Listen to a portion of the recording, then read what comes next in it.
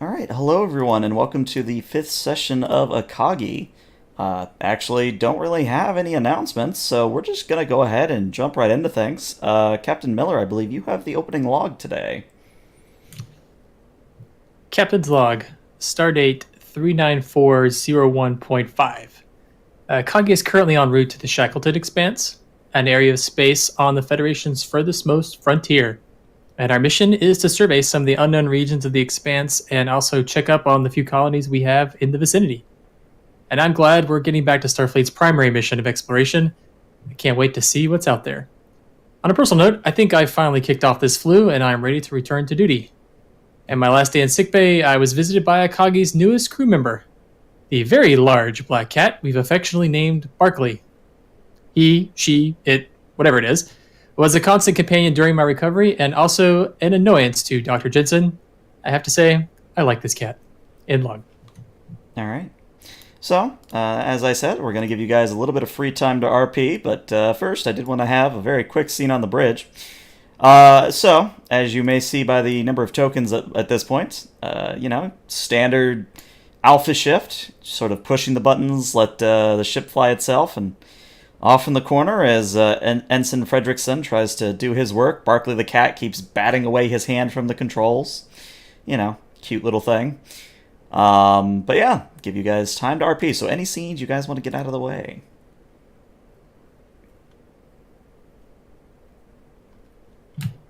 I'm probably just sitting there drinking my coffee, reading off a pad.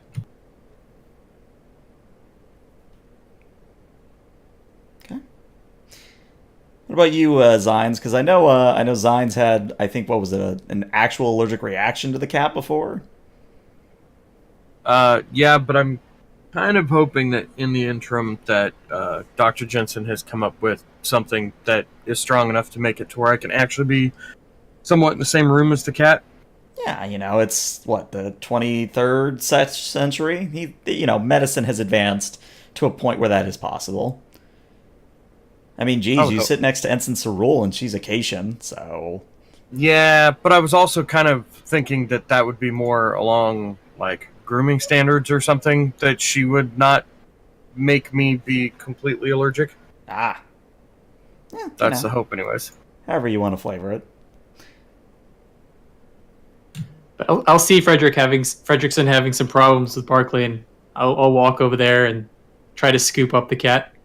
It meows, and I'd like you to roll me a control and no, let's make it a fitness and con difficulty 2 to grab the cat. You better use some momentum for this. You have to.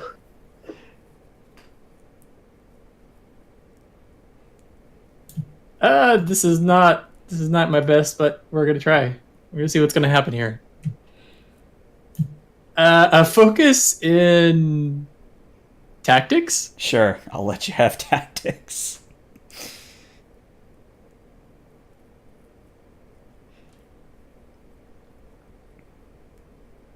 Two successes. So yeah, you've dealt with this cat before. You know how wily it is. So your first attempt as you go down, it masterfully dodges out of the way by leaping to the ground and scurrying off towards the turbolift. But you were prepared for this. So very dexterously, you grab it underneath its midsection and hold it up, and it's just a big fluff ball. It meows in protest. In my baby voice, I say, "Who's a good kitty? Barkley, you are a good kitty." And Ensign Fredrickson just turns and says, "Thank you, sir. I didn't know how to handle that one." Come on, Barkley. Let's go check out the command chair. I go back, sit in my chair with the cat in my lap. I really don't understand, Captain, why you entertain having that cat on the bridge. Isn't the Arboretum better for it? Trees and things? Now, Commander, isn't our primary mission to seek out new life? But that's not very new life. Haven't the people of Earth had those for thousands and thousands of years? Of course, but not this cat.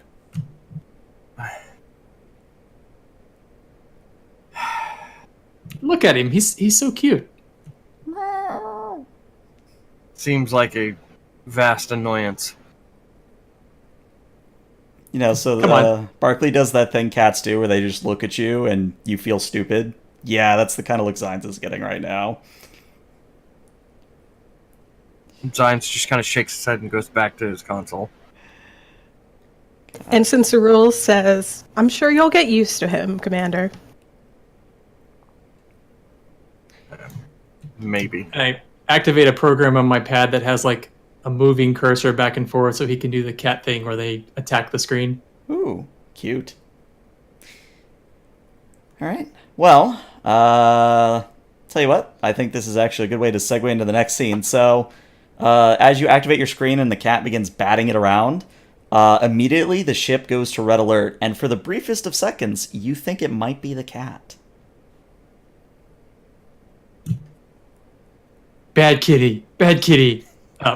Sorry. Commander, what's going on? What is going on? Well, what you are seeing, or at least Zines and Cerule are seeing, and I guess Riley would see it as well, that there's a big old gamma ray burst that has just lit up the sensors. And I'm just going to give this to all players, and whoever wants to do the data dump can do the data dump. Boop. There you go. Feel free to flavor as you want.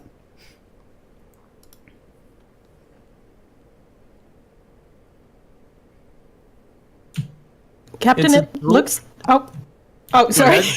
Go ahead. Captain, it looks like a gamma ray burst has shown on the screen.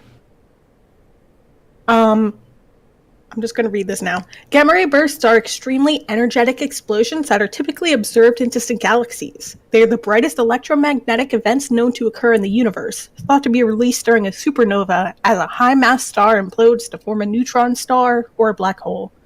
A typical burst releases as much energy in a few seconds as the sun will in its entire 10 billion year lifetime. All observed gamma ray bursts to date have originated from outside the Milky Way galaxy and are extremely rare. A few per galaxy per million years. It has been hypothesized that a gamma ray burst in the Milky Way pointing directly towards the Earth could cause a mass extinction event. Further interesting is that this gamma ray burst seems to be the result of a superluminous supernova, also known as a hypernova. This is a type of stellar explosion with a luminosity 10 or more times higher than that of a standard supernova. Between the hypernova and the gamma ray burst, the surrounding space could be thrown into chaos in a very short time span. I think it's crucial that the Akagi investigates immediately, so we can gather what data that we can. Okay, well, yeah, let's make sure our shields are up. And by the way, number one, let's be sure that our shields can actually withstand what radiation is coming our way. And let's maybe plot a course and see what's in the area that could be affected here. Captain? Mm-hmm. And Signs will plot a course, and also, I don't know if it's a task that I would be able to do, maybe a tactical, or if it would be something Riley and Engineering to do to, like, remodulate the shields to make sure that whatever this, the Hulk radiation doesn't get to us. Well, I believe technically it's considered a tactical action to remodulate the shields, but Riley could certainly do it as well. Either or. I didn't know if it was something that I could do or not. Yeah. Tactical. Modulate shield. This task has a power requirement of 1, but you're not in combat, so that doesn't matter. You attempt a control plus security assisted by the ship's structure engineering with a difficulty of 2. Oh. Well, then I can probably do that. I'm fairly okay at it. Yeah, so Riley, if you want to grab the ship, that's way... Sure. The ship is this button, and then I hit this one. You said it was structure engineering. Structure. Would Starship Tactical Systems be an applicable focus? Yeah, I'd say that would apply here. Hey, 2 successes. So yeah, between coordinating with Riley down in engineering and using your own knowledge of systems, you are able to, sort of filter out the incoming burst of radiation, but you're not really sure that it would be able to block out an actual hypernova, or a supernova even for that matter. This is one of those massively gigantic cosmic events that there's only so much a 23rd century starship can do, kind of a thing. Gotcha. Are we going to be hit by this if we stay where we are? Well, you just were hit by the gamma ray burst, and thankfully, red alert activated in time, and the shields handled most of it. But, kind of to sort of clarify what's going on, so the normal speed of a supernova is something on the order of like 30,000 kilometers a second. So it takes a while to get out past several light years, but at the same time, usually things hit by the shockwave tend to not exist for very long. Mm-hmm. So where did this gamma ray burst originate? Approximately 3 light years distant. Mr. Cerule, if you could give us a scan of that area and let us know what we're looking at now. Assuming it's Cerule. Yeah, Cerule is Sure, Cerule is I'll the be science happy to. officer. Okay, I would like you to roll me a Reason Science, assisted by the ship's Sensor Science, difficulty 3 because of the distance. Let's use some of this momentum.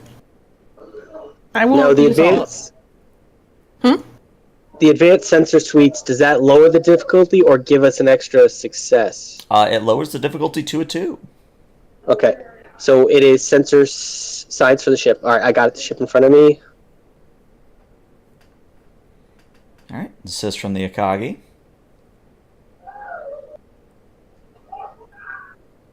And Cerule gets 1. That's all you need. So, Cerule, you are confirming that there is indeed a shockwave headed out from a central point that you're headed towards at the moment. And you're also detecting that if this is correct, and it's almost a startling event, that everything within a 3,000 light-year radius is going to be affected by this. And to sort of paint the picture of how bad this is even further, 3,000 light years is, it expands not only the entirety of the Alpha and Beta quadrants that Federation or Klingons or Romulans or whatever have explored, but 3,000 light years takes something on the order of, Akagi maximum warp. I think it's several decades to get across. Oof. I will relay that information to the rest of the crew. This doesn't look very good. Okay, let's start with what we have in front of us, I guess. Who will be impacted by this wave first? Well, if you spend a momentum, I will answer that question. Think we should do that? Sure. Well, if you will recall, and I'll sort of draw here on the screen. So, let's say that this blue line is the Federation, and let's say that this red line is the Klingons. Then you guys, or at least the explosion, is more or less going to happen right about here, the purple X. So, And when you say explosion, is that where the wave is going to contact something first? Yeah, so it's going to hit Klingon space before anything else, and in order to get to the rest of the Federation, it has to travel all the way through Klingon space. The good thing is that things on the right side of the line, where the Federation, goes out towards the Shackleton Expanse, there's only a handful of colonies out here. So it's not like you have to worry too much about them. The Klingon space, though, going to be tremendously affected.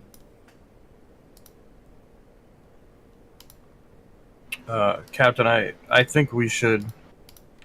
well, obviously everybody will know about it, but send this up the chain as we're moving to render as much aid as we can.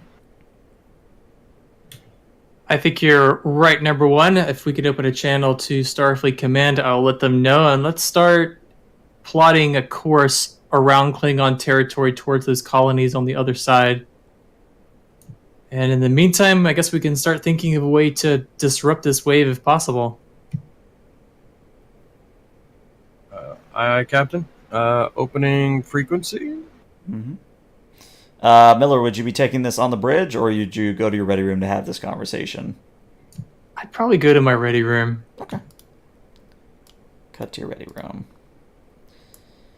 Zines is not there, but yeah, you sit down at your computer and you pipe up one of the admirals, and Admiral Wilson comes on screen and says, "Ah, Captain Miller, how goes your journey out towards the Shackleton Expanse?" Well, not completely without incident, Admiral. And that's what I've got you here to talk about.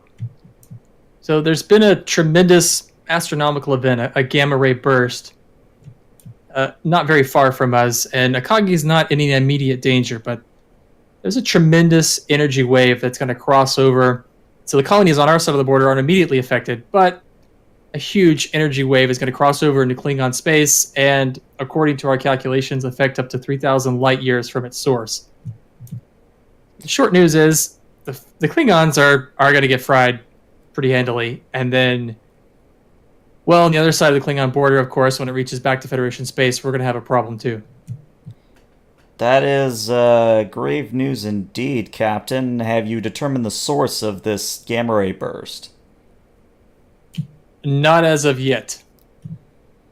Well, of course, use your own discretion here, but I think it is highly crucial that we understand what caused this event, because just doing some quick on-the-side looking at records here, we don't know or have on any record of any sort of star or any sort of astronomical phenomenon that could release such a powerful wave. Understood, Admiral. I confess I'm not so worried about the Klingons, but I thought you should know to prepare in case we're unable to come up with a solution. It'd be nice to get some more minds involved on this problem. I will contact my sources at the Daystrom Institute if you could go ahead and forward what sensor scans you have already, and please continue to do so as you investigate further. We'll do, Admiral. All right. So, with that out of the way, I'm going to give us a little bit more time to RP, and then you guys will arrive in system. So, does anyone want to do anything in the interim? I'd probably call Zines in. Call Zines in. All right. Let me find. There's Zines, and yep, in walks Mr. Zines. Captain, you called? Yes, number one. I just got off with Admiral Wilson in Starfleet Command, and he would like us to research the point of the event to try to figure out exactly what's going on. I wanted to let you know that that's going to be our primary mission. I'm not very concerned about what happened to the Klingons. If this wave passes into their space, frankly, that's their problem. What I'd like to determine is, so close to Klingon territory, we can't rule out right away that it wasn't some sort of weapon or something from their side that's gone awry. I just want to let you know that our primary mission may be bringing us close to danger. Of course, Captain. We all understood that exploration would probably lead to danger, but is it your orders that if we get distress calls from the Klingon side to let them handle it, and we would not be handling it? And Miller, I let out a breath. We'll have to take that case by case. We'll, of course, render aid, but they're not our top priority. Understood, Captain. I felt I needed to ask that question and at least do it in here when it's just you and me. We need to find out what this is to make sure it's not going to happen again. If it's a natural event, that's great. But there could be a potential disaster for planets in Federation territory and in Allied space. So I'd like to do our best to prevent that if possible. And then if we have time, sure, we can throw the Klingons a bone, but I'm not going to waste our resources until I know that there's no other danger. Again, understood, Captain. With your permission, I'd like to head down to the hangar deck and check on our shuttlecraft and so forth, just in case we need to handle emergency evacuations and so forth. That sounds good, number one. I'll leave you to it. And Zines will just kind of nod and then walk out the door. Alrighty. Any other scenes people would like to get out of the way?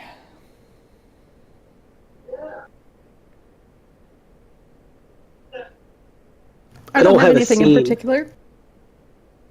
I do have a question. I might have an answer. And this might be something that you can't answer here. That gamma ray burst and hypernova, did it come from a point that we know is a star? No, and that's what I was trying to allude to with the Admiral, is that according to everything the Federation has on record, there was nothing where this supposed incident originated from. No star, no nebula, nothing. It was just open space. And can we get a read on the energy signature of the gamma ray burst? You can indeed. Why don't you, Riley, why don't you roll me an insight... I'll let you do an insight engineering, or an insight science, probably engineering for you. Yes, please. Difficulty 2, and I'm going to give you, if you succeed this, you can ask me 2 free questions. Okay, cool. Let's see. No focuses. Hey. Alright, so what are your questions? Is the energy signature of the gamma ray burst consistent with other gamma ray bursts we've seen before? Give me a second, I've got a jet flying overhead. There we go. Sorry about that. What you're going to notice almost immediately is that the length of the gamma ray burst is longer than most on record. Usually gamma ray bursts operate for a few milliseconds. This one lasted for a full 2 seconds, so a very significant amount of energy was released. Okay.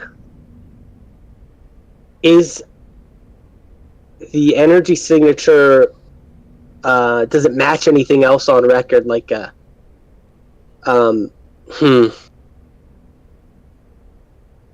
Like, does it match any other sort of source that isn't a gamma ray burst? Like, does it look like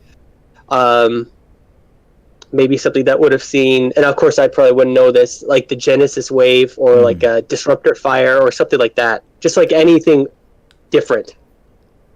I would say that the Genesis wave is a good line of thinking. However, as powerful as the Genesis wave was, this is, not to understate it, this is a very significant amount of energy that's being put off. And really the only thing that could put off this much energy is a star with something on the order of 15 times or higher the sun's solar mass. So something gigantic. Something that we probably should have known.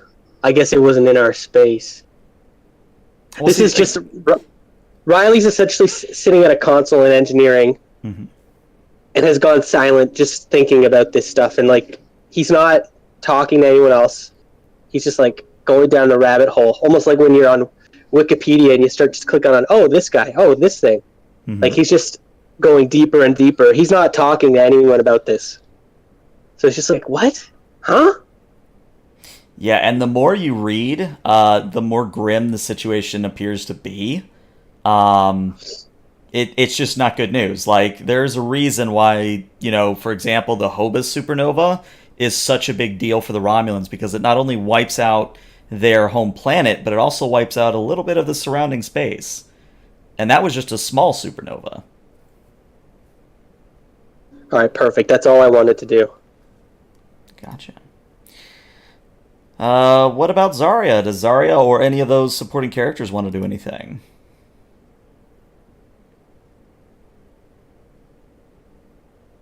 I'm trying to think of if I'm going to have anybody who's necessarily doing anything right now. I don't have a first inclination to, so I'll just pass for right now. Okay. In that case, we're going to skip ahead, and I will put you on this map and then explain what you're seeing. So, when you arrive in system, something very obvious, appears to you on the view screen. you were expecting to show up and find the beginnings of a nebula, or what is essentially a bunch of gas and other matter being flung out in every direction. But there is an intact blue hypergiant star on the screen. In fact, as Riley did in his research, Riley would know that if that sun is real, there should be this isn't something you miss. Like, this is on the order of one of the most luminous stars in the Milky Way galaxy. If you're familiar at all with the Pistol Star, another blue hypergiant, the Pistol Star is the only reason you don't see it on Earth is because of a massive amount of interstellar dust. Otherwise, it would be pretty damn bright even in our sky. And as you can probably tell, and I'm going to give this to you free, when you run a sensor scan, Cerule, you detect that there is a very large structure on the opposite side of where you've come into the system. And it's 10 kilometers in size, and it's currently directing a fluctuating energy beam towards the star.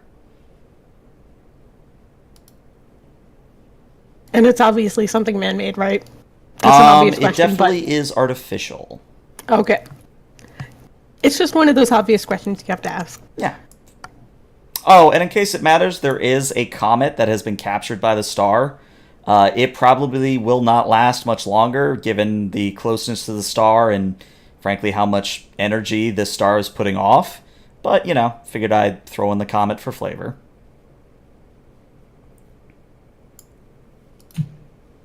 And I lean back in my chair.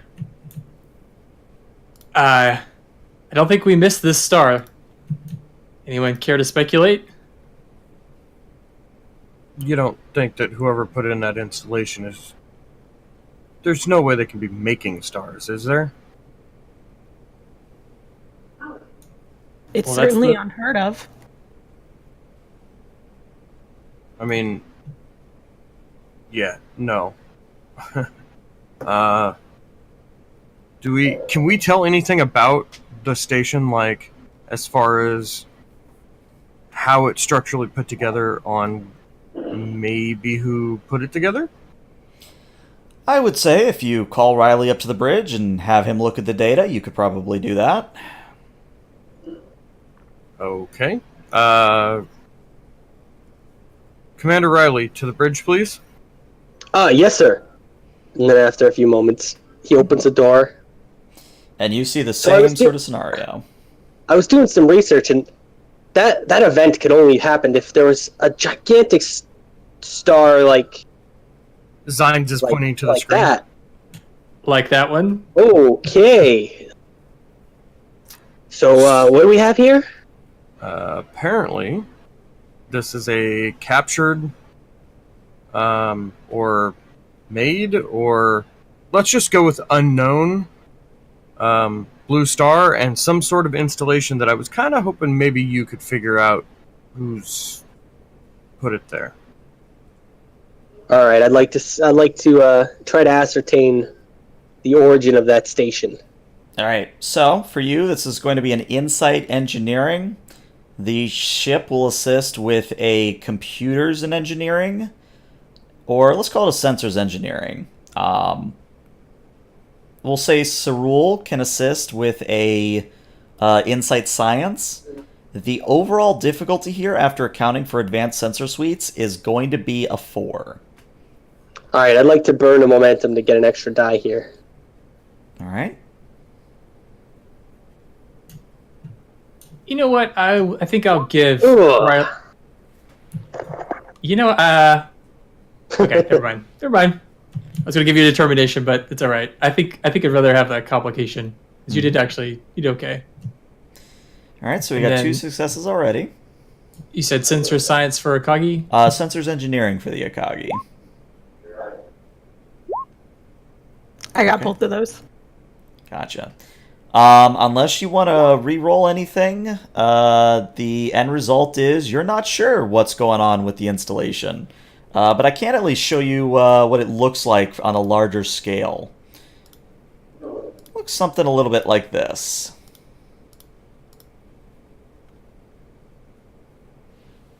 So it looks ominous, you're saying? If you want to qualify it as ominous, sure. I would go with ominous. Mysterious, So- maybe?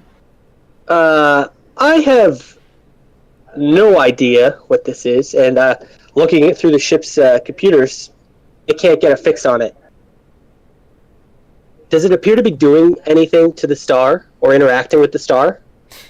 It does, and because I forgot to do so, so for those of you who can't see the screen at the moment, if you will imagine a spindly sort of pillar made out of entwined metal and blue sort of conduits and lights, this almost conical, this sort of tapered structure starts off very small and thin, and then as it grows towards the back, it gets larger and larger and larger.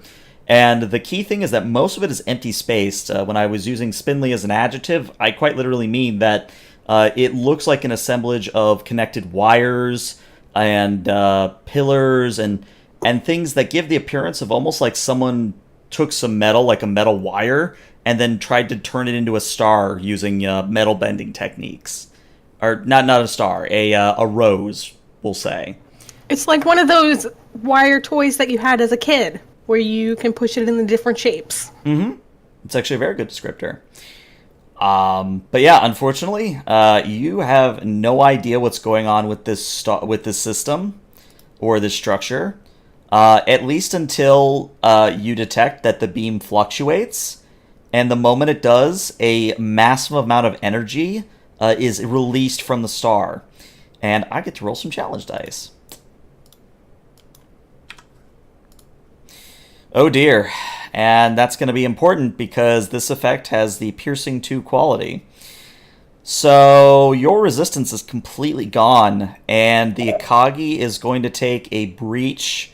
Well, you're going to take the 5 to your shields, and then you're going to take a breach to your engines. As this wave of energy washes out from the star and just impacts against the Akagi's shields, there is just a burst of energy throughout the entire ship. And main engines are temporarily knocked offline. But, since we're not in combat, we'll say that you're able to bypass and, realign them no problem. But you still have that breach.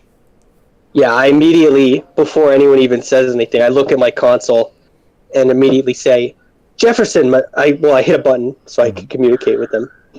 Jefferson, Mendoza, I need you to start getting those engines back online. We're on it, sir. What the hell just hit us? I don't know. Hopefully it doesn't hit us again.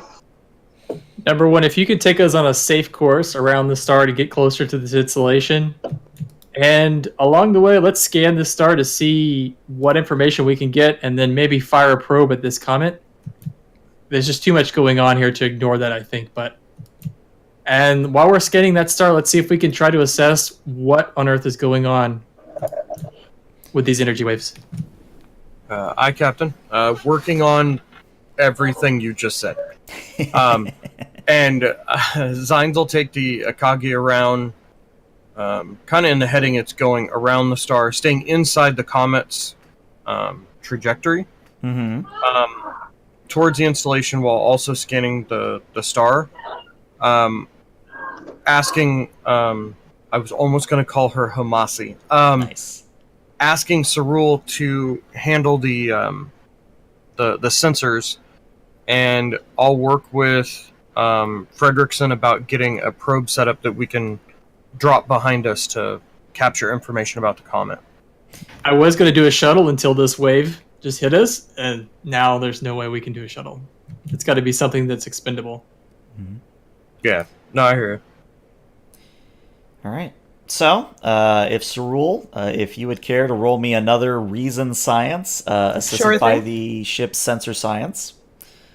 Difficulty here, after accounting for advanced sensors, is going to be a 2.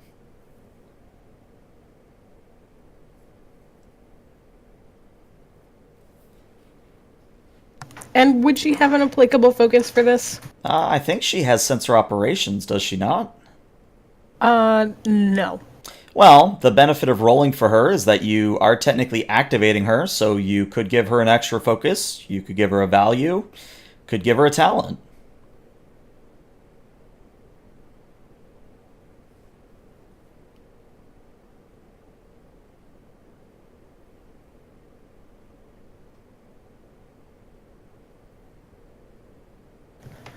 Sorry about that. I think I'll just go for it straight up and we can decide what to do with her later since we activated her again. Okay.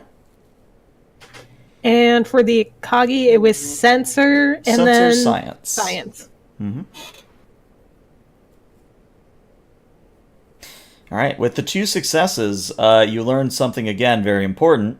This star, at least based on what just happened with the wave that it released, and based on the fluctuating beam coming from the station, whatever the station is actually doing, it is more or less preventing this star from going hypernova. Like, this star is at the end of its life expectancy, and it's really only a matter of time before either the installation fails or it overwhelms the installation's capabilities and goes hypernova. Well, that's good to know that this dangerous looking thing is actually good. So it looks like this, whatever this station seems to be here, is keeping the problem from getting worse, but it doesn't look like it can hold on to it forever. Mr. Cerule, could you tell if this star went hypernova, how much time we would have? Is there any way that I can tell? Or just knowing? I would Everything say that probably not long. Yeah, I was gonna say. So the good news is, again, even a hypernova doesn't really explode outwards at light speed. So the good news is you can easily outrun it even at like warp 1. Hell, I think even at impulse speeds you can outrun a supernova. But you would have to be at like full impulse. You couldn't be like half impulse. You would have to be at full impulse to outrun it. So, Mr. Zines, if you could keep one antenna on that star, please. If it decides it's going to blow up, let's get out of here. Understood, Captain. And I'm gonna program and kind of save an escape route back towards like deeper into Federation space. Mm-hmm. Just the nearest planet or whatever that I know of. Not really caring that we're going to go there, but more of with 1 button or 2 buttons, I can send the ship that direction. Gotcha. Good idea. And then drop in the probe. Yep. So, again, the way probes work is you more or less just tell me you're launching a probe, and then you can technically scan from where the probe lands. So, for example, if I, say, put the probe there in pink, you could scan from pink into the immediate area. Okay. Then, yeah, let's do that, and then we'll scan that comet to see if there's anything about it that stands out that we should know about. Okay. Definitely needs to be a Type 4 stellar encounter probe. Mm-hmm. All right, so Cerule, again, this would be a reason science and Akagi sensor science. The good news here is that after advanced sensor suites, the difficulty is a 0. I've got the ship up. All right, no help from Cerule. Cerule tried. Yeah, she tried. So you get a momentum. That's what matters. Yeah, this comet, pretty much just a ball of ice. Nothing special about it that you're seeing. Well, at least that's one worry out of the way, Captain. The comet appears to just be a normal ball of ice. All right, I guess as we're working our way around the star, I'm gonna look to Riley. Riley, about those shields. Yeah, I was going to say, I'd like to, and I don't know if I can do this outside of combat, but I'd like to take the action to regenerate shields. Yeah, we'll make it an actual task because, it could get you momentum. Let's see. So this is going to be a control engineering at a difficulty of 1, and the Akagi will assist you with a structure engineering. And I'll say if you pass, you can just get your full shields back. Alright, I've got the ship up again. The ships you said structures engineering? Correct. Okay.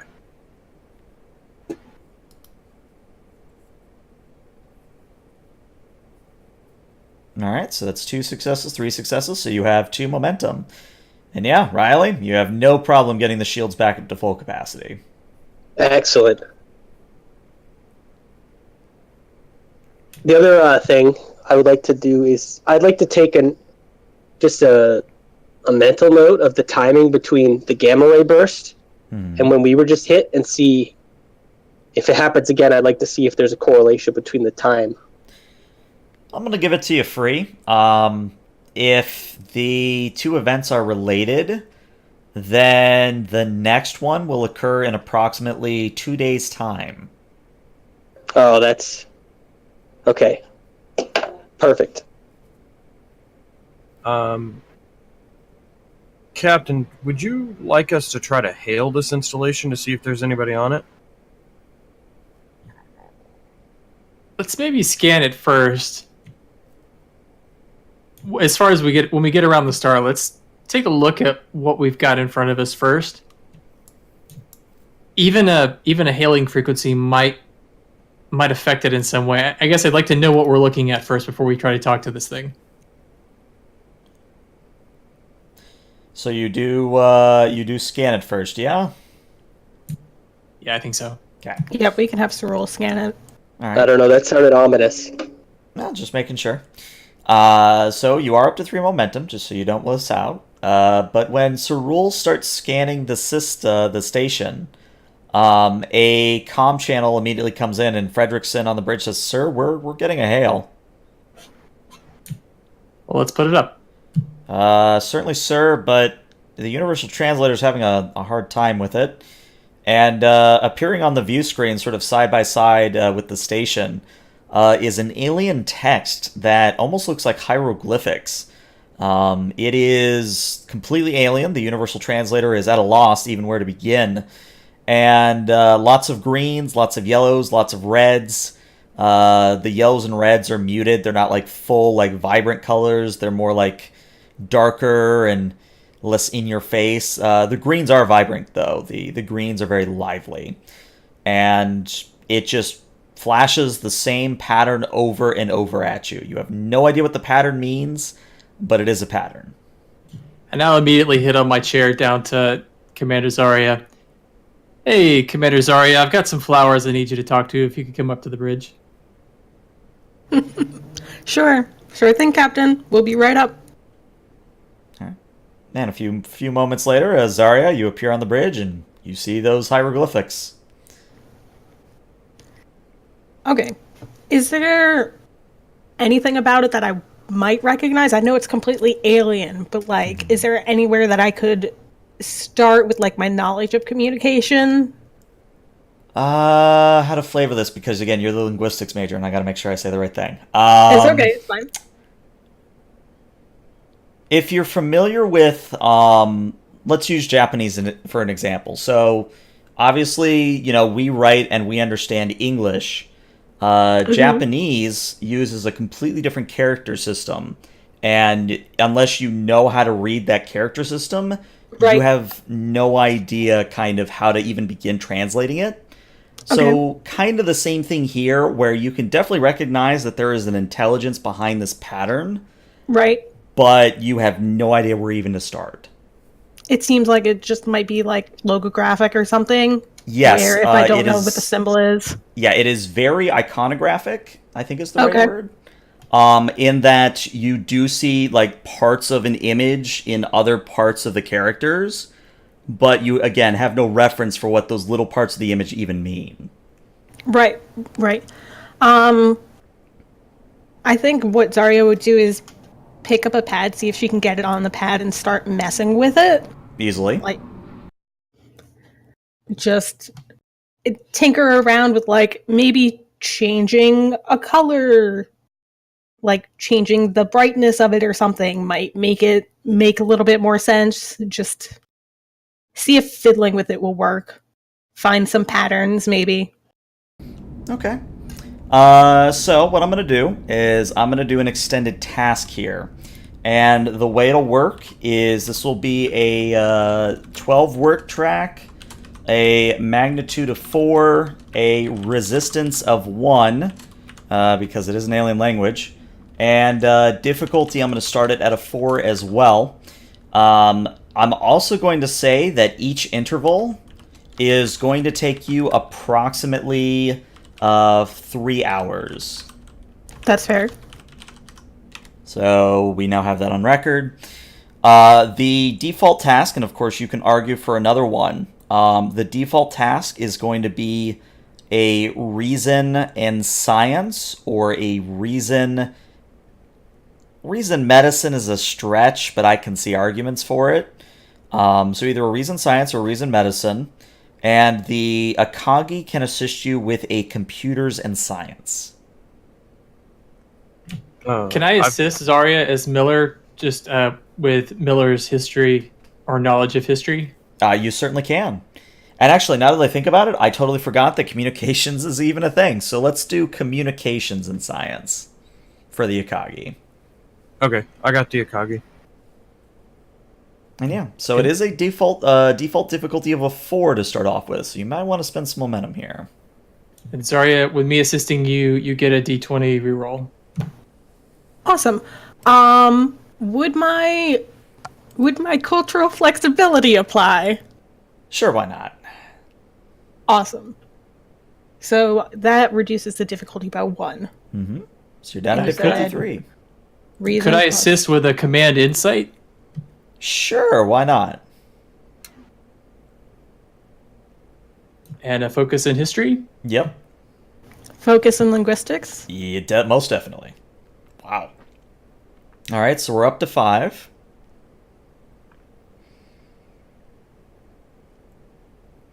We're at 6, so you get 3 momentum. Very nice. So yeah, you of course do make a breakthrough. Well, not an actual breakthrough, but yeah, if you could roll me 6 challenge dice, please, Zarya, and let's see how well you do on the work track. Wow. Zarya, you can re-roll that 0 if you wanted to in your roll. My assist. Sure, why not? Yeah, because it could give you floating momentum.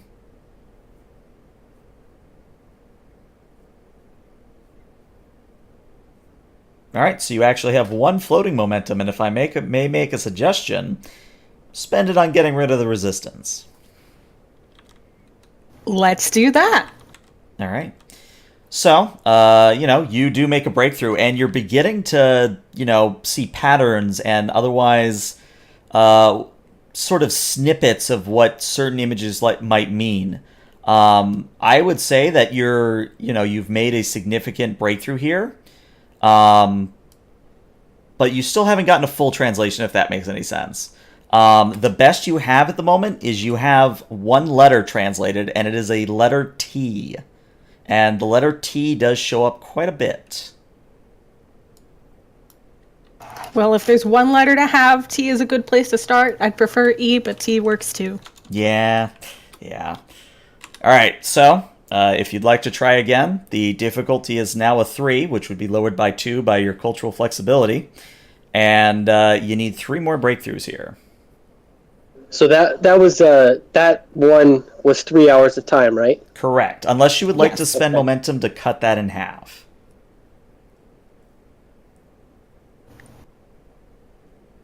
I think that's a good idea. Okay. So then your interval total right now is 1.5 hours.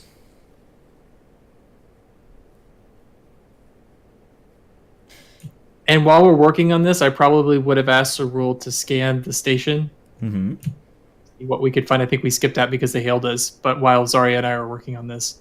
Gotcha. I would say that Cerule is not really able to report much of use, other than the fact that, the beam and the star are related. And again, confirming the fact that the beam is fluctuating and probably has something to do with the station's power system. Is there a habitable space, or at least a space where a humanoid could fit on this place? Yes, it would be a tight fit, but someone in an EV suit could potentially enter the station and perform maintenance.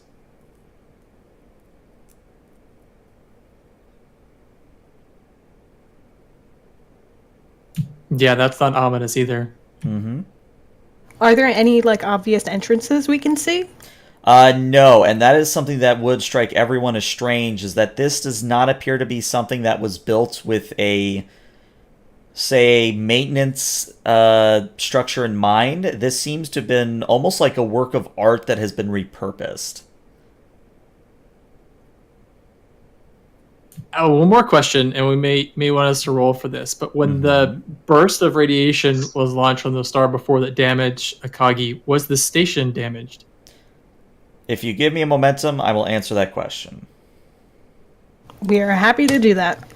So what you're able to determine is that the burst of energy actually was what caused the installation to quote-unquote reactivate and re-kick in the beam. Almost like it's a giant solar panel. I was gonna say, Interesting. like it's a failsafe that if it ever fails, the gamma goes out, causes it to reactivate itself. Mm-hmm. You said beam in and do maintenance. Do we know that it needs maintenance? I'm just saying, if you wanted to go over and start tinkering. I don't know. There's I can't say that word. There's a message that I don't know what it says, and it could say, "Don't come here. Our air is poison," or something like that. Yeah, I think we got to translate this first. And I'll have Zarya continue doing that. All right, same rules as before. Is the captain still helping her out? Yeah. Okay. And I got the ship again. As long as I'm not getting in the way, I'll try to help. All right, so that's 3 successes. 4 successes, and Zarya can re-roll one of those zeros.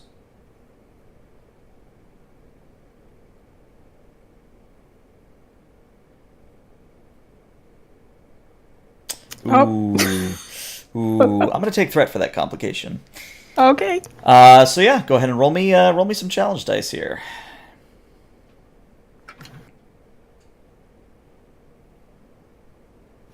The Akagi wouldn't count as another character assisting me with the task, right? Nah, unfortunately not. Okay. So what did you want me to roll? 6 challenge dice. Sure thing. All right. So I will say if you give me 2 more momentum, we'll just call this extended task complete. And your total work time will be 3 hours. Beautiful. And even 3 hours. Mm-hmm. So you do manage to fully translate the message on screen, and it reads, and I'll repeat it if necessary, "This is Takan Installation 05. Maintenance schedule has lapsed. Please perform maintenance immediately."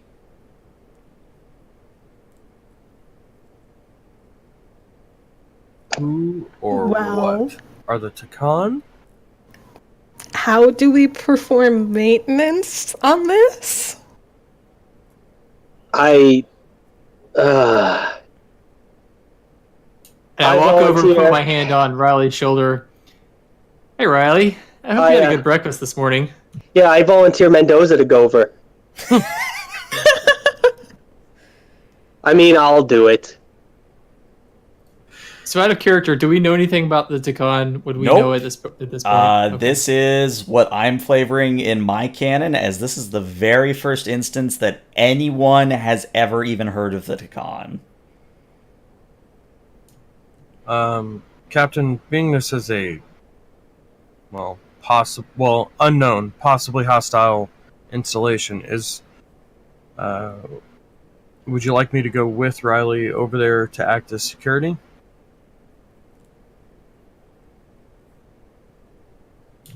So the area of space we're talking about is inside the installation, right? It's not actually out on the surface. Well, if you wanted to do walkabouts in space, I'm not going to say no to that either. But there is a limited amount of space in the station, yes.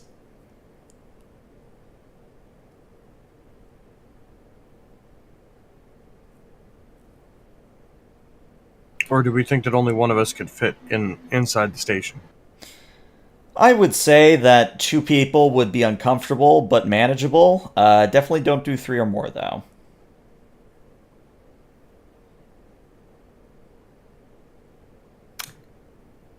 I think since I've been working with Zarya on this language, that I might be the best person to accompany Mr. Riley in case we run into any more hieroglyphics that need translating on the fly. I can work with Zarya and knock it out closer. If and then also if anything happens and we need to get Akagi out of here, well, Mr. Zines, I don't announce this very much, but I think you are a better pilot than me.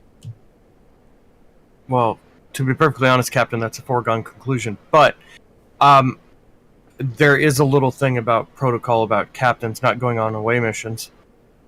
I believe it's called the Archer Rule. Don't worry, Mr. Riley will look after me. Captain, how are you with a hyperspanner? Decent. I've been known to fix a few things here and there. He's also been known to drop it on his foot. Yeah. Okay. I might need some help, so be ready. All right. But also, more importantly, Mr. Riley, I'm pretty good with a phaser, so I'll have your back. And Zine says this with not much emotion on his face and says, well, Captain, I told you I would do this. So I'm officially tendering my protest to you going on this away mission. Very, very good, number one. But still, I expect you to keep one antenna on that star. If anything happens, I want Akagi out of here. Oh, don't worry. I will make sure that the transporter chief has a firm lock on you. Whether or not he puts you back together in the right order, well, that's up to him. I would say if they put me and Mr. Riley back together as one person, that would be a very interesting individual. It would be. I don't know if there's ever been records of a captain also being the chief engineer. I want to be me, so let's not do that. Let's just do this successfully. All right. So I'm just going to put us on theater of the mind for this one. So it's not Zarya and Zines. It's going to be Riley and the captain. Riley and the captain. Coming to you this fall on CBS. All right. So if I wanted to take any additional equipment with me, other than my engineering tricorder, do I have to pay for it? I believe you get the toolkit for free, but what were you thinking of bringing? Specifically, like a sonic driver, so I can open access panels easily. I'd say that's probably part of the toolkit. And where was the other one? A field destabilizer, in case I encounter any force fields. Now that might cost something. Does it have an indicated cost? It sure does. One. Is it an opportunity or an escalation? Opportunity. Then it is 1 momentum spend to get it. I'd like to have it. I think it... I want it, yes. All right. Well, the momentum has been spent. You have it. And Riley, I'll carry your extra equipment like a pack mule. Excellent. Alrighty. Most of it just fits in a bag, but... But I do toss Riley a phaser too before we go. I insist that you carry it. Oh, Captain. My original duty in Starfleet was security, so I don't go anywhere without it. And don't tell Zines I said this, but there was no way I was going to let him be the first person to step on this thing. Yeah, Some come on. ancient culture's technology like this, I want to see it myself. That's why we're out here. If this thing wasn't so cramped, I think this would actually be kind of fun. And yeah. So, you guys head to the transporter room. You beam over without incident. And when you arrive, as I've said so far, it is a very claustrophobic space. You can still walk around almost like half bent over. So the ceilings are very low. In fact, you also notice there is no gravity per se in any of the sections. This appears to be shall we say, a free-form installation that, there is no up or down deliberate. So it's a 360 sort of... Let me think of how to say this better. It's sort of like the International Space Station, where everything on the wall is something you could use or otherwise interact with. And if you want to actually be glued to a deck plate, you can via your exosuits. But at the same time, you could just float freely through this entire corridor. I think Riley's first instinct is to activate the boots, but then looking around and seeing all the handholds and places to maneuver, and how it's probably going to be more comfortable just to float, he resists the urge to do it, even though it upsets his stomach probably a little bit to float. And I'll follow suit, and I'll say to Riley, it's probably good that we don't activate our gravity boots until we're certain it's not going to affect any of these systems. They all look pretty old. I concur, Captain. And I'll say... so what are we looking for here? Well, that's what I was going to say, was a few moments after you materialize and have your quick conversation, a sort of string of lights begins to illuminate and directing you deeper into the installation. It sort of pulsates and does sort of a line down the wall for you to follow. Okay, I like obvious directions. I guess it thinks we're the maintenance crew. Well, put it this way, if it were trying to kill us, I could think of many easier ways. This seems like a convoluted way if that's its purpose. I'd say let's go for it. After you, Captain. Of course, and I'll push off gracefully or ungracefully towards the direction the lights are. Because this could be a momentum-gaining event, let's do a fitness and con, difficulty 1 from each of you.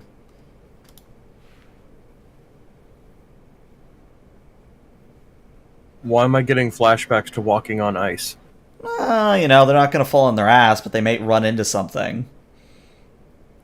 Team dynamics is a focus? Sure, you could definitely use each other to stabilize your descent or ascent through this corridor.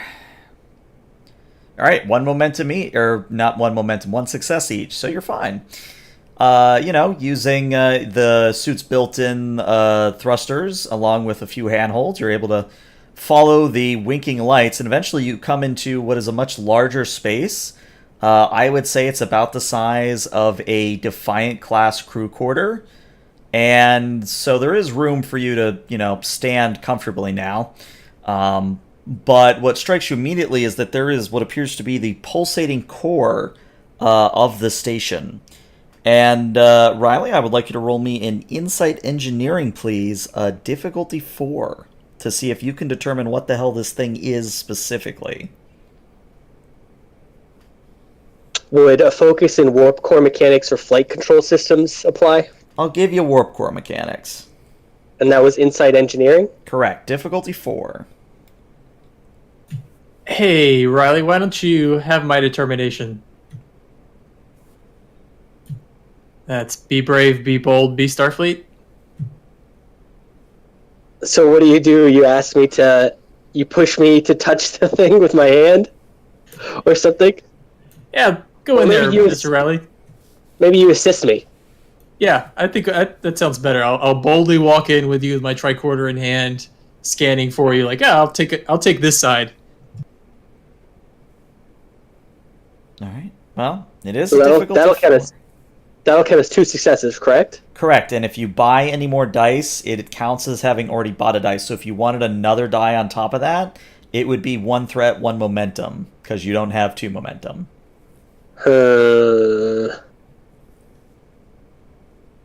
If this was reason engineering, I'd feel confident. I would like to buy another dice. Okay, so that's your 1 momentum, and I get a threat. Is it possible for me to assist? I know I just gave him determination. I will say you can assist, and you can use your anything related to the linguistics things that you did earlier. I would say what would yours be? Yours would be an insight command, maybe. Okay, perfect. I would like to use my star-crossed metal. All right, that increases your doubles crit range to 10, I believe. if it's engineering. Yes. How All do right. I do that with the roll, or do we just have to look at the roll? We're going to have to look at the roll. All right, you tell me if I did all right. All right. You do get a reroll if you wanted to with my assist. Yeah, so you can re-roll that 0. I do. Which, that's 5 successes. Yeah, that's 5 successes already, but hey, you could get more momentum if you re-roll that 0. I would like to. All right, how do I do for it. that? You just do the same thing. You just put 1 die instead of 5. Oh, okay. Or, you know. Yeah, it's not like the 40k sheets where they have a built-in re-roll button, unfortunately. All right, What so was that's... that? Is that also a crit? It is indeed. So No. that's a total of... Well, yeah, it is, because it's an 8. So that's a total of 7 successes, Oh, I see. which means you get 3 momentum from this. So, between Mill and Riley, you are able to put together that this is, as I said, this is indeed almost a warp core-like power generator. And the reason it's failing is probably because its fuel is running out. You are able to determine that though parts of the station are acting as sort of an energy focuser from the star, sort of like, big old solar panel, it's not enough to maintain the system permanently or long term. So you have options here. But before I give you those options, I'd like to let you guys give you guys the opportunity to ask me questions via momentum.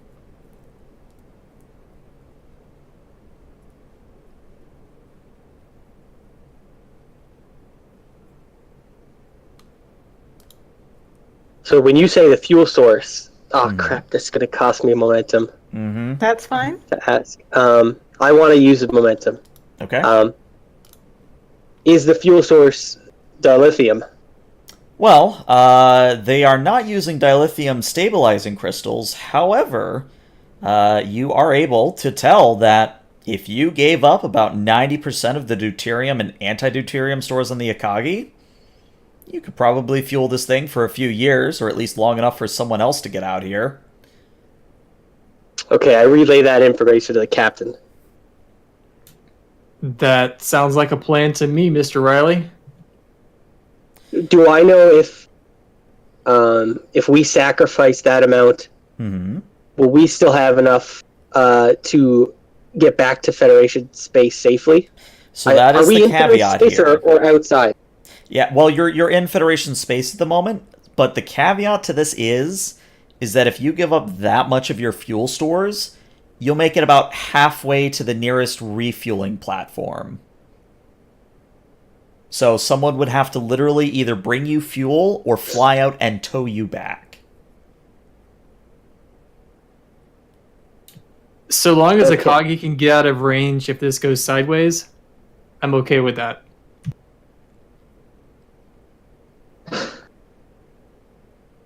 Yeah, I would say that it is possible. Possible. Okay. So I relay that to the captain.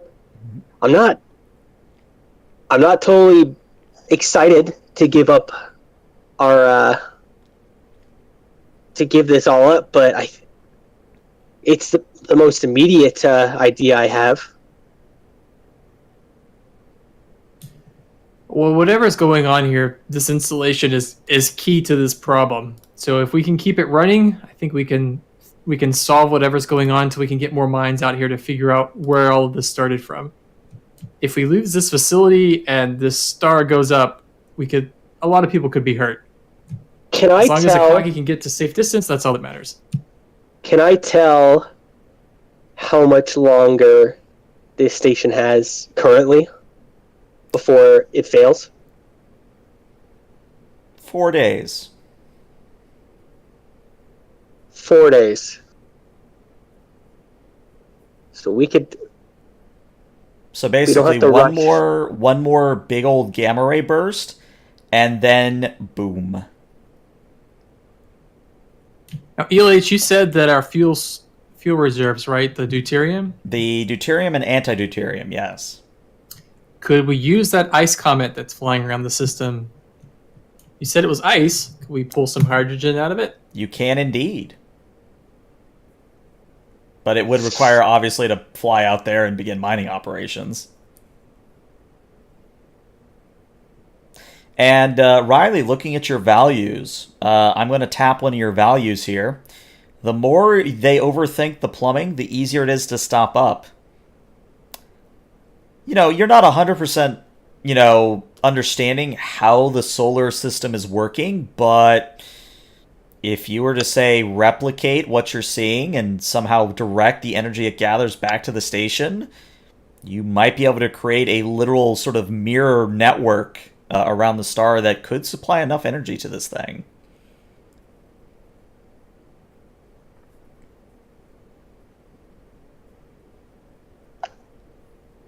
Okay.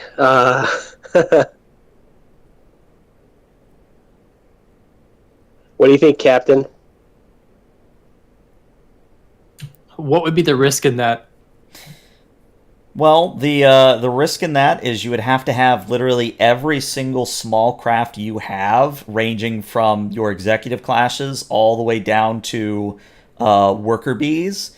They would have to be working overtime, like constant operation, just to get the materials and the alignment correct. And even then, approximately, let me look at my time here, approximately 18 hours from right now, another gamma ray burst is going to happen as the station lapses.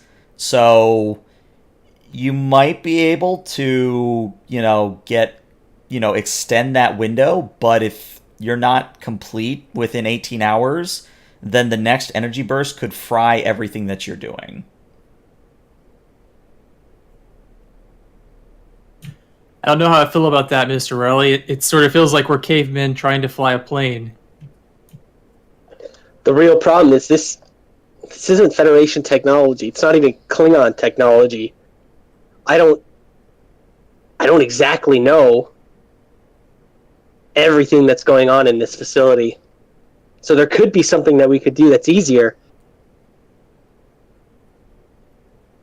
But I feel like the options are either we use that comet, or the simplest way for us to do this is to use the supplies from the ship. I just feel like that leaves us as a sitting duck. Well, we could also take the comet and use that as supplementary fuel for Akagi. So we restore the station using what we have on hand on the ship, and then have the ship refuel from the comet. Do we know if there's any other Federation ships close by? There are not, unfortunately. The nearest Starfleet ship is approximately 15 light years away, which, let me just do some napkin math here. I believe that's something on the order of a week or two. Captain, isn't it strange that there's only ever one ship in range of any crazy event in Starfleet history? Isn't that odd? That's just the way these things work out. All right. I think the most logical solution here is to use the deuterium from the ship. I agree. Let's solve the big problem. We can deal with getting Akagi wherever she needs to go later. All right. So I'm going to put us back on this map so that we can kind of coordinate what's going on. So, you don't really want to beam deuterium or anti-deuterium. You generally want to transport it manually. You still could transport it if you really wanted to, but, Starfleet regs say you don't really want to. So it's just a matter of how are you getting it from the Akagi to the installation.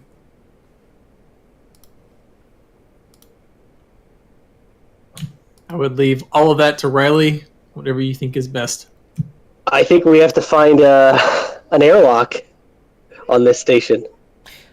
Let me do this. If you give me a momentum, I will say that part of this entire process is you were able to determine where a fuel port or a fuel insertion point is. Yeah, sure. Yeah. Okay. So yeah, then all it would be a matter of doing is flying right up to this sort of fuels, like almost like a gas tank in a car. You just kind of unscrew the top, put in the guzzler, and start fueling. And I assume we have to do that with a shuttle? Yeah. Or can we just have the Akagi? Okay. The Akagi is not dexterous enough or small enough to get close enough to where you need to go. You're going to have to send probably an executive class shuttle, or all of them really, just doing trips. Okay. Well, I definitely want Jefferson and Mendoza putting this all together on our side, on the ship side. Mm-hmm. But I think Commander Zines has to be the leader on the shuttles, because we don't want any sort of incidents happening when we attempt to transport the fuel. Mm-hmm. We need all of it to make this happen correctly. That's a great idea, Mr. Relling. I'll flip over my communicator and relay that information to Akagi. Do I have to make any changes to the systems on the station to accept our fuels? No, it seems to just accept any stores of matter and antimatter. So, deuterium and antideuterium is what Starfleet use, but if you had other forms of antimatter matter, you could use that. Well, we do have photon torpedoes. No, we want to keep them far away from here. I don't want torpedoes nearby. I just wanted to make sure I didn't have to make any changes to their systems. No. So it seems like this is kind of how it's intended to go. Mm-hmm. Sounds good to me. Do we know how long it's going to take to transport the fuel? You're going to be cutting it close. If you start transporting fuel right now, and you have, again, all executive class shuttles on deck for this, you will get enough fuel into this thing to stabilize it so that you don't have another gamma ray burst. However, you're going to be cutting it very, very close. Like, you'll maybe have all of 30 minutes to spare. But the other option is to beam it, Mm-hmm. and that's risky. Very risky. In fact, I will tell you up front that the difficulty will go up significantly, and that there will be a very large complication range. I think the shuttles are the best way. And I think the Akagi can take a hit, especially if it's prepared. Mm-hmm. Whether we can in this station, I don't know. I have no clue. So then I guess I am going to start loading up the Avalon class shuttles, or the executive class shuttles, and start daisy chaining them over. Or relaying them over, I should say. Yep, and the way we're going to handle this is, since Zines, since you're doing the flying here, I would like you to roll me a control and con, please. Difficulty 4. And if you complete this, you are able to get all the shuttles over and fueling up this installation before it hits. Kind of a thing. The next gamma ray burst hits. Okay. What did you say the difficulty was? 4? Difficulty 4. And I will say that the shuttles can assist you with their own, we'll say, engines con. But, the shuttles only have so much for scores. Yeah, it's a 9 total. Okay. Then I would like to... I'm getting kind of good at this. I would like to spin one of my determinations. Okay. To get 2 automatic successes. Okay. I rolled the shuttle. Oh, wow. Good job, shuttle. All right, so we've already succeeded. Well, no, you need to roll at least know. once. Well, no, I guess because you're spending the determination, you already have a dice that has rolled a success. So, yes, you are at 4 successes at the moment. So, let's see if I can get us some more momentum. And the value that I'm using is no challenge is harder than the ice. Okay. Because it seems applicable for this difficult challenge. I mean, ironically, it is ice in its base form that you're transporting over. So let's see. Control and con. 2 dice. Applicable focus with Starship Helm operations. Yep. And I don't think anything else. There we go. There's 6. Yep, so you have 2 momentum off that. And yeah, sure enough, flying back and forth, daisy chaining, doing runs, keeping things nice and efficient. You are able to more or less bolster the installation's fuel reserves enough to stabilize it for at least another week. Now, I'll say that's probably taken about 30% of the fuel that I meant. So you need to spend 90 to, years, but spending 30 will get you a couple weeks, maybe a week or two. So that you don't have to, be running overtime, if that makes any sense. Okay. However, I am going to spend some threat here. But before I tell you what the threat is for, Miller, would you have stayed on the station this entire time, or would you have made it back to the Akagi?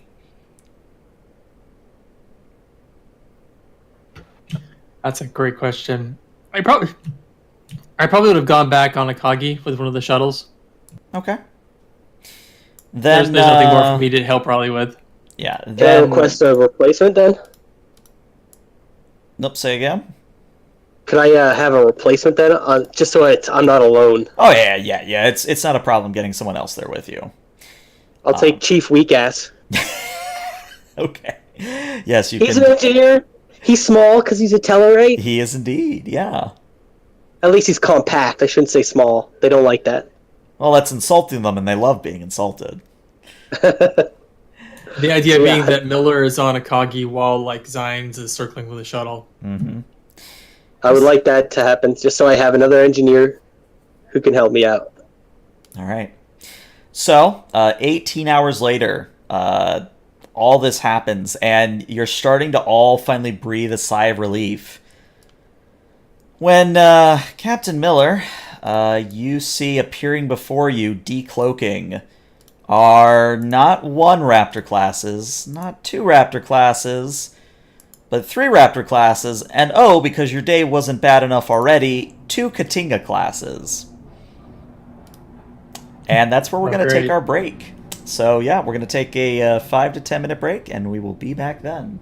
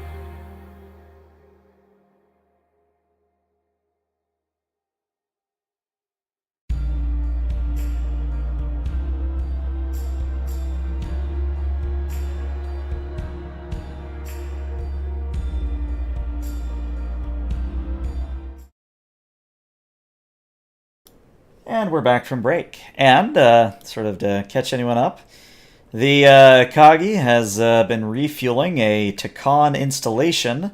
This is the first time anyone in recorded history has mentioned or even found out what the Takan are. This Takan structure was more or less maintaining a blue hypergiant star that, if this installation fails, the hypergiant will supernova, actually hypernova, and cause a lot of problems for everyone everywhere. So where we left off, the Akagi was just taking a breather after working overtime for 18 hours straight when 5 Klingon ships decloaked right off the forward bow.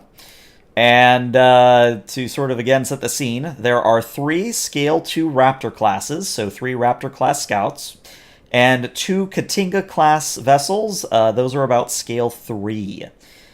And, as you probably are expecting, Fredrickson on the bridge turns to Captain and says, "They're hailing us, sir." So at this point, do we have everyone back on the ship? No, so at the moment, all 5 executive shuttles are currently still, finishing off their runs, but they could join you in this combat if needed. Okay. I think Riley is still over there supervising things, and Zines is on one of the shuttles at the moment. But I think at the whole time, I probably would have had to stay at red alert with shields raised when there weren't ships around, just in case of the energy blast. Sure, yeah, that's fine. That's fair. All right, Mr. Fredrickson, let's put him on screen. All right, and appearing on screen is a very imposing-looking gentleman.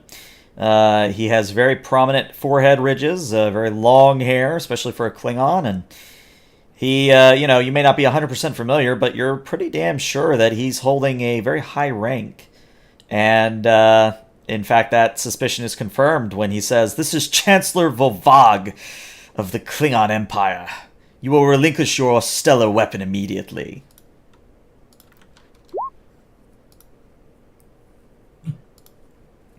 I didn't know that we were so important for a Chancellor of the Klingon Empire to grace our presence. Captain Jeffrey Miller of the Federation starship Akagi. So, first of all, welcome to Federation territory. I'm glad that you felt the need to cross the border and violate Federation space.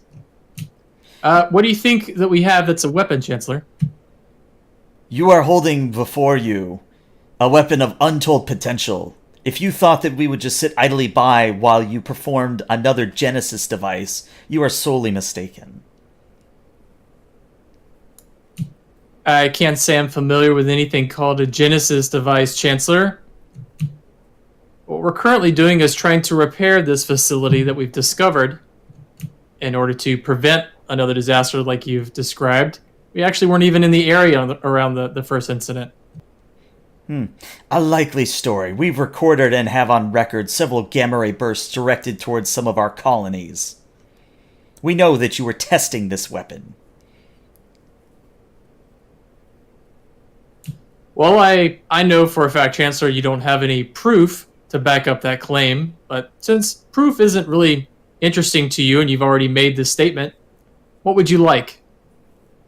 And he gives you a nice toothy Klingon smile. You will relinquish the weapon to the Klingon Empire, and you will leave this immediately, or leave this space immediately.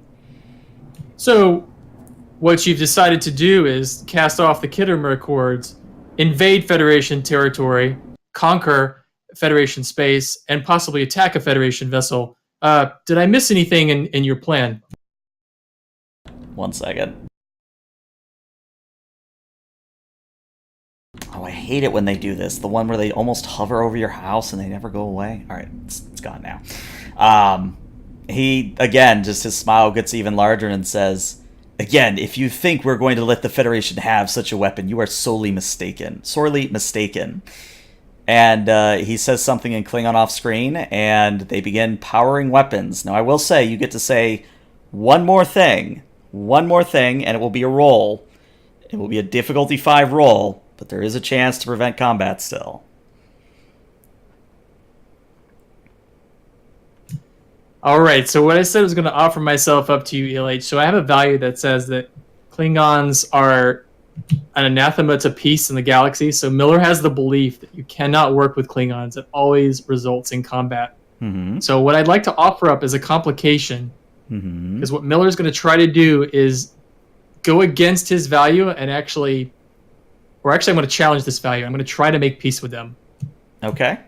So challenging a value just means that, I'm sure you're familiar, but I'll say it so everybody's on the same page. So challenging the value means that you cross it out, you get a point of determination, and you have to replace that value at the end of the session. Yep. All right. So you have your point of determination back. Now, in order to spend that determination, you have to use one of your other 3 values. So the value I'm going to use is trust goes both ways. Mm-hmm. I'm going to say, Chancellor, what if I provide you with the sensor data that we've retrieved from this facility to show you this is not Federation technology? This is ancient technology that we have attempted to repair so that another catastrophe does not occur. Of course, if that's not good enough, we'll see if 5 Klingon vessels can take on 1 Federation starship. And like the Klingon saying goes, it is a good day to die. All right, so this is going to be a difficulty 5, presence plus command. Do you have diffuse the tension? I do. Then the difficulty, I believe, goes down to a 4.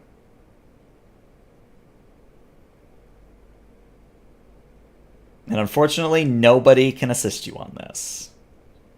Oh, and because I'm being a dick, let's spend some threat to make the complication range of 16 to 20.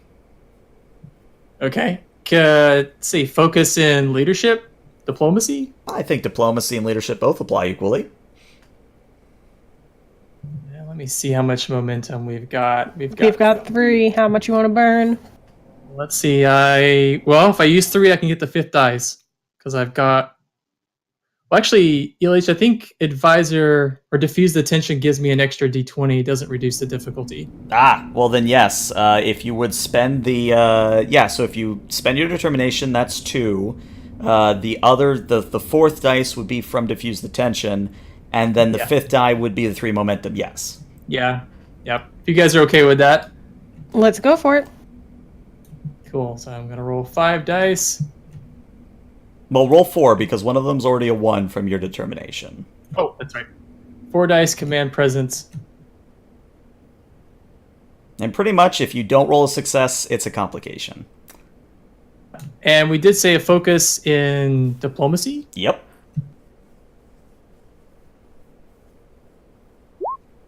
Well, I see green. That's usually a good sign.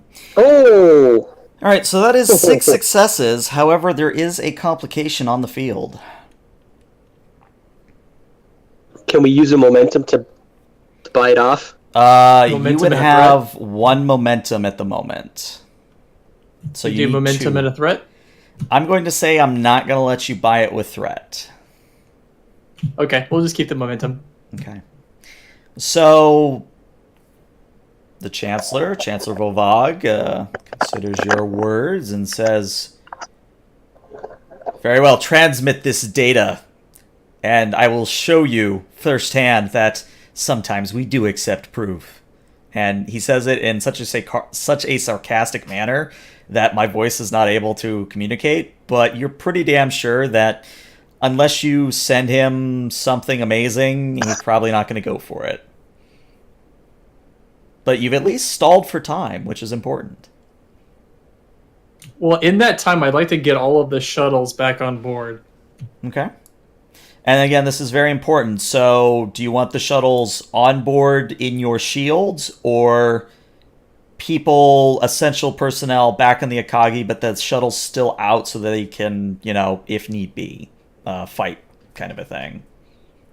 Yeah, let's do that. I think the one person I want, of course, is Zion's back on the ship, and I think I still need to leave Riley and Weak Ass on the station. I think that's important. Okay. Because, if anything goes wrong there, the whole system's blowing up anyway. All right. Would you have communicated what's happening with me on the station? Or, because I don't think I would have asked, because I wouldn't have known. Yeah, he has no idea. Are we just the channel open, right? Well, it's, so right now, Riley and Weekass have no idea that any of this is happening. We're singing a jolly engineering song. Mm-hmm. Or, as we coined the other day on Eldari Party, you're playing dice cards. Don't ask me how dice cards works, but it's a thing. It's hard to play, though, in zero gravity. Uh-huh. But we try. I'll maybe mute the comm, like give the throat gesture to mute the comm, and I'll turn to Zarya. Mr. Zarya, what can we send the Klingons that isn't the full information on the station? What do you think could be convincing?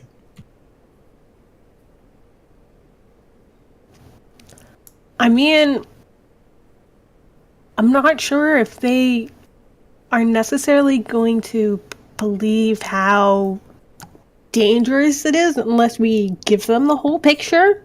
But if you don't want to send all of the information we have, perhaps just send the readings on the star itself. And perhaps maybe a recording of the interaction between this station and the star. Even if we don't give them the readings on what we know about this station, that's the best that I can come up with. I think that's a great idea, Mr. Zarya. That's very helpful. Thank you. And then I'll motion to unmute the comm. Actually, has Zines made it back to the bridge? That is entirely up to Zines, but he could be. Sure. I can be there. Then he is there. Yep. All right, Zines, when you step on the bridge, I'll motion to your console. Oh, number one, this just got a lot more interesting. Captain, you, what have you done? Well, we'll see what comes next. We might be at war with the Klingons. Yippee? Mr. Cerule, if you could transmit to the Lee Klingon vessel the information that we have on the star, but only that. And then continue hailing frequencies with the Lee Klingon vessel, please. So that I have it correctly, you're sending them everything on the star, or does that include the burst that knocked out, or at least caused a breach to the Akagi? Yeah, we're sending them all that. We're not sending them specifically any information on the station. I didn't actually clarify what I was going to give them. I just said I was going to give them something, and then I'm going to tell them like the rest that we're going to do. Okay. Wanted to make sure. All right. So, you send it over, and you unmute yourself, and you say something along the lines of, here's your data, etc., etc. The Chancellor, he stares off screen for a moment. He nods once, twice, then looks back to you and says, so you mean to propose that this station, whatever it is not of Federation origin? That's correct, Chancellor. And to follow up, I planned on sending you the information about this station that we've recorded as soon as you and your vessels return to your territory. To remind you, you're currently invading Federation space.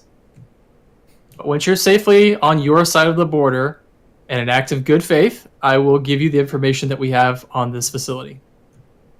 I have a different idea, Captain. And, weapons still charged. One of the Katinga classes does begin to fly a little bit closer. Doesn't seem to be, locking on, but it does drift a little bit closer to you guys. Maybe about right there.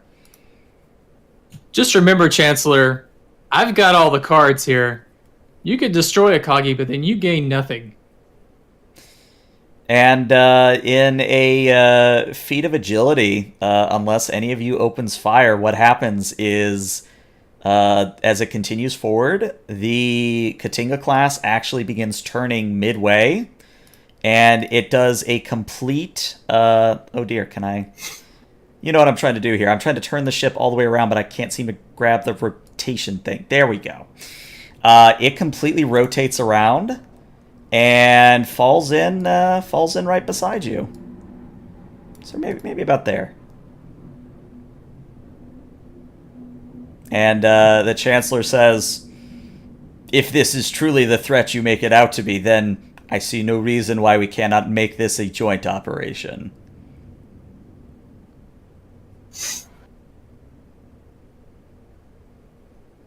Out of character, I was not expecting that. I guess I'll give the signal to mute the channel and look to Zion's number one. What do you think? To be perfectly honest, Captain, I have absolutely no idea what's going on up here. I mean, congratulations to us for turning them on to our side, but why did only one ship come over here? Perhaps they're sending the rest of them back, and this is just a straggler, I guess, here to assist us with our mission. I mean, is this the ship that's been transmitting that has the Chancellor on it? It is the ship that's transmitting, and I will say that the other ships have begun to move throughout the system. This one, the one Raptor class in the back, though, does turn and go to warp. So move throughout the system as in not towards their territory though, right? Yes. Captain, honestly, I feel that we should probably relay this to Starfleet.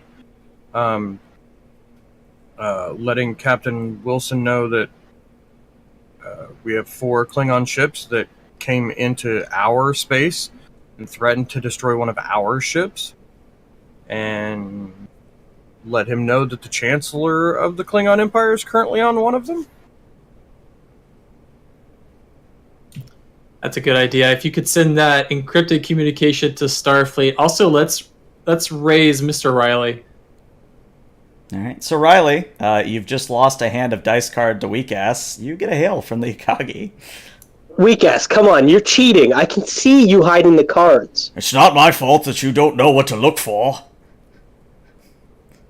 Okay, you're right. I'm just laughing here because Weak Ass now has Sean Connery's accent. Yes, she is now Sean Connery, because why not? I had to do an accent in the moment, and I went for Connery. I'm sorry. It's a Tellarite accent. I don't know what you're talking about with Sean Connery. Mr. Riley, this is Akagi. I hope you're not getting too comfortable over there.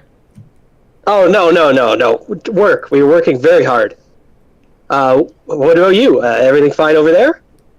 Well, we've got some visitors. 5 Klingon vessels have crossed the border and have surrounded Akagi and the station. Oh. My question? Do they have any engineers? Well, they certainly have a lot of weapons. I don't know about engineers. So my question is, what is the status of the station? That's a good question. What is the status of the station? It's stabilized, right? It is stabilized. At least for now.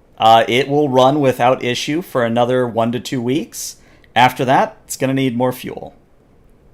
And again, you could continue to relay it over from the Akagi, but, again, it will take time to do so. And you said this has been, we've used about 30% of our stores? Correct.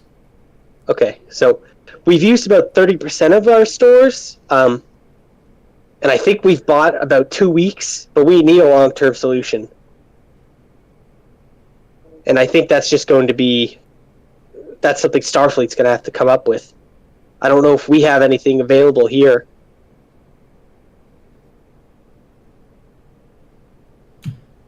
All right, let's see maybe if our Klingon friends want to play along any. If you could raise the Chancellor, please, number 1.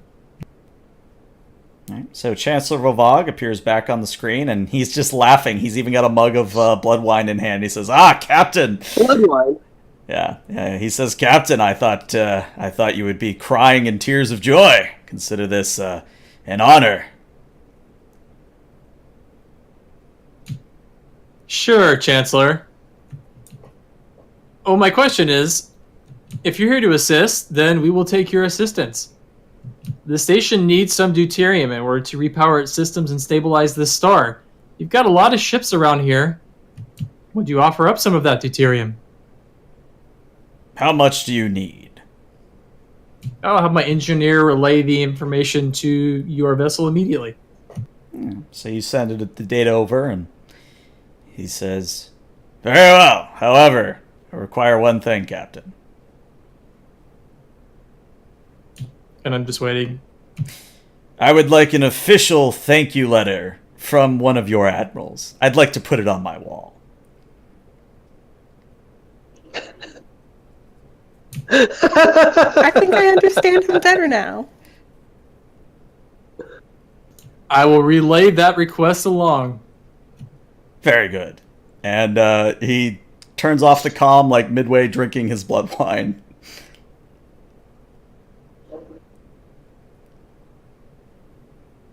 And what are the other ships up to? Actually, at this point, I actually can probably just put us back on this map here. At this point, they have fanned out to perform sort of defensive positions around the system. So, for example, the two there's a Raptor class out here. There's another Raptor class out here. One of the Katingas moves out there, and then the Chancellor's ship is more or less next to you.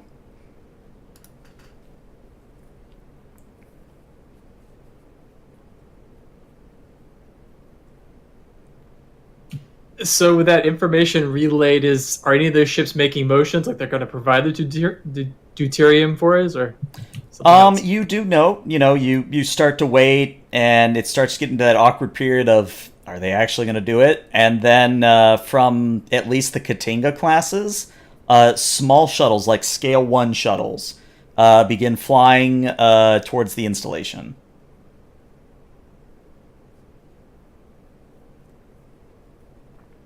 Can we scan those shuttles? Do they have any weapons? Well, every Klingon, any Klingon anything always has a weapon. But if you want to run a scan of the vessels, I would say either a reason security or a reason science, assisted by the Akagi sensor security or sensor science. Yeah, what I'm looking for is if they actually have what we need on there, or if they're planning to take the station. Right. Let's do security then. They could barely fit. Let's do the security then. So reason security and sensor security. Difficulty 3, please. I've got the Akagi up. Sensor security. Mm-hmm. Zines, you might be the best one to do the sensor scan, though. If it's sensors reason, or a security reason. Mm-hmm. Okay. I can do that.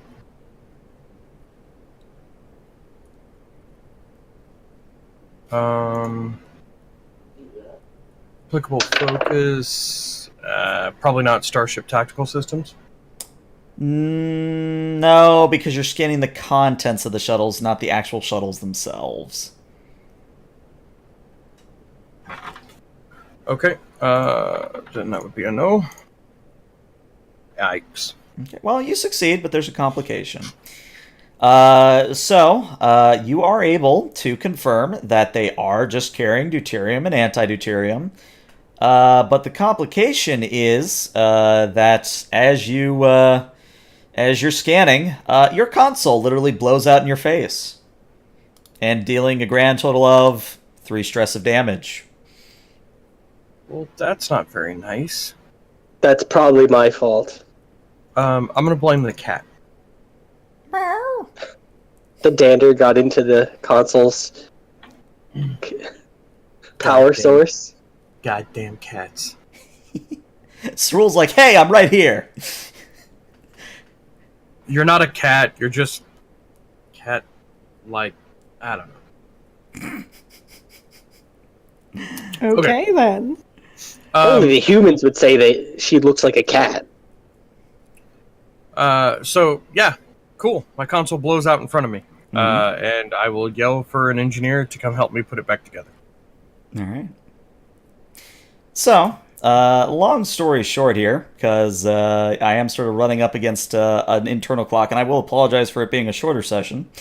But long story short, the good news is that, between Vovag and Miller, you guys are able to set the groundwork for what will be one of the very first joint projects between the Klingon Empire and the Federation. And this will be something that, when combined with Narendra in the far future, sort of solidifies the alliance between the two species.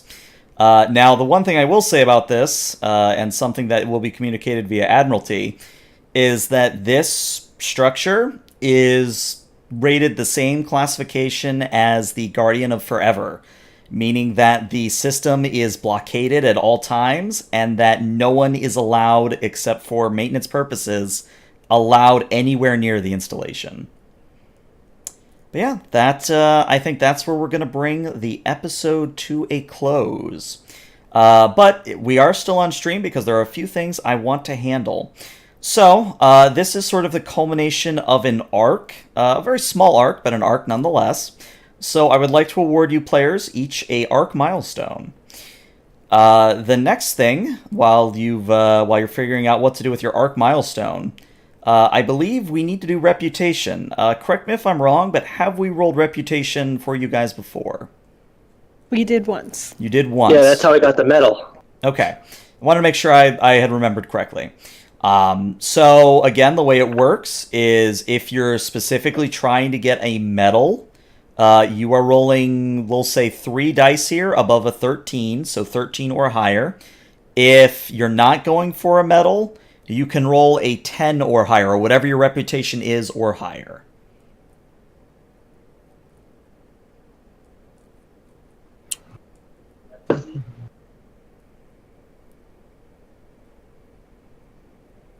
Oh no. Yeah, that's a no for well, you get to roll 2 more dice, so definitely roll the 2 more.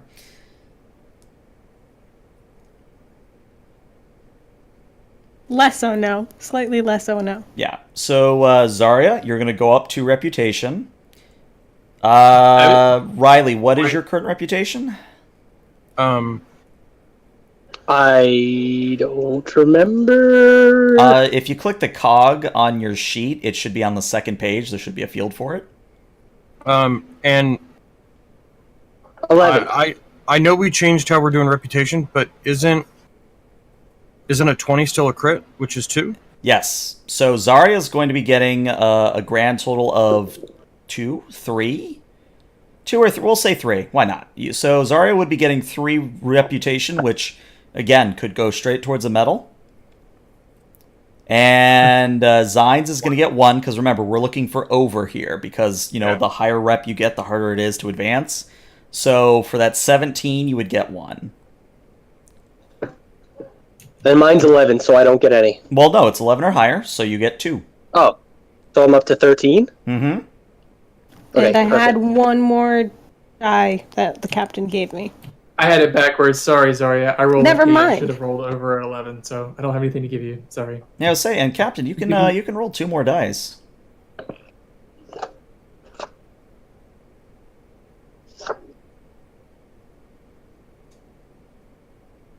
Yep, I will have 1 dice to give you. So yeah.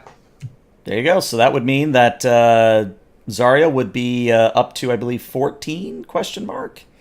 Either way, you're getting 4 reputation on this, which means you could spend up to a 4-cost medal. Ooh, I'm gonna have to look into that. Mm-hmm. All right, and the other sort of thing I want to handle on stream is I want to get a feel for what you guys have liked so far and what you haven't, even if it's something minor. And we're just going to start at the top and work our way down. So, Captain, what say you on the matter? What have you liked so far? What have you not liked so far? I have liked everything, I have to say, except for I want to get Zarya involved more. I hate that Cerule had it's cool that Cerule was, supporting character. I like Cerule, but I want whatever I can do to get Zarya in the front more. Mm-hmm. And yeah, that sort of is one of the things I'm struggling with as, obviously, Zarya, you play your character. But it's hard to always keep characters involved, especially like helm officers or doctors or ship's counselors. You have to be very careful about how you bring them in such that, they're not always the star, if that makes any sense. But I will take your feedback. I will definitely admit that it is something I am working on. It's like it's a little bit difficult sometimes to find that sort of balance. Mm-hmm. Yeah, it's like a helmsman. There's just not every challenge could be a helm task. Right. I miss Zarya sometimes. Like when we're all engineering and shooting things, and we have Zarya hanging out in her arboretum. And there's nothing wrong with that as long as everybody remains engaged in some fashion. That is my main concern. All right. Exactly. That's the goal. Have everybody working together. Gotcha. All right. Up next, Mr. Walter. What say you? I'm good with it. I'm really, really kind of along the same lines, trying to not be my normal self from Amalthea and trying to jump into everything. So, I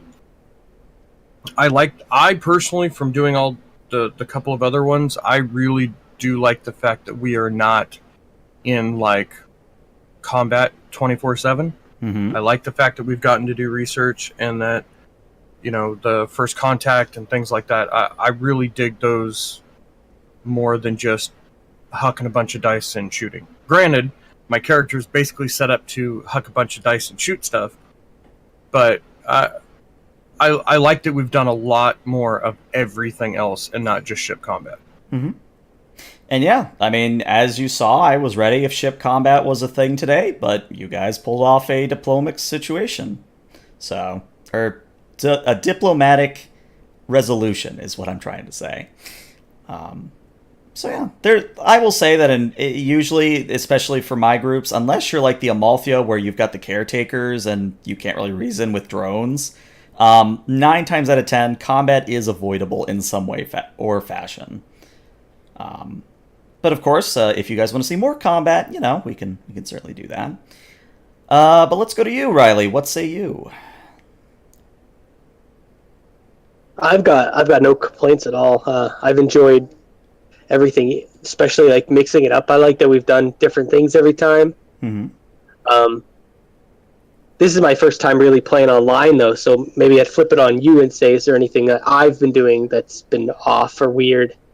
No, I think you've been perfectly great. I have no negative comments to make. They're all positive, really. So I think you're doing a great job. Yeah, I've enjoyed the game so far, so that's what matters. I have no issues. All right, and last but not least, Zarya, what say you? I'm having a good time. I feel like I'm finally starting to be able to predict how the rhythm of the game goes, so I'm really happy with that. I think from here on out, I'll have more insight, but for right now, I'm really pleased. Very nice. All right, so one final thing I'll say, and we'll handle on stream, is what kind of mission would you guys like to have next? Because I think at this point we've touched on everything except ground combat. Correct me if I'm wrong. We did ground combat. We did ground combat. Which episode was that? That's what got me the medal. Yeah, we were on right. That was part 2 of Misunderstandings. That's right. Right. Yeah. So we have touched on pretty much every style of mission. Well, not specific, if we broke it down further, but in general, we've covered most everything. So what would you like to see more of? I don't know. I kind of like being surprised, so I kind of like it when it's just suddenly this one is heavy combat and the next one's heavy science. I kind of just like the mix. I don't have a preference. Okay. And if my character's not involved in an episode that much, I'm not that concerned by it because I'm still finding it entertaining. There's a supporting character, so I could jump into someone else if I wanted to. So, I think a bottle episode would be fun. A bottle episode. Okay. Something happening just in the ship. I think it'd be fun to learn more about some of the other characters too. Okay. I'll say. Give me some background on Zines. What makes Zines tick? Yeah. So I'll make a note to do a lower deck style bottle episode for next time. Alrighty. Okay, so this is where I'm going to end the stream, but players stick around for just a little bit longer. So anyone watching on Twitch, YouTube, etc., thank you so much, and have a great day. Bye-bye.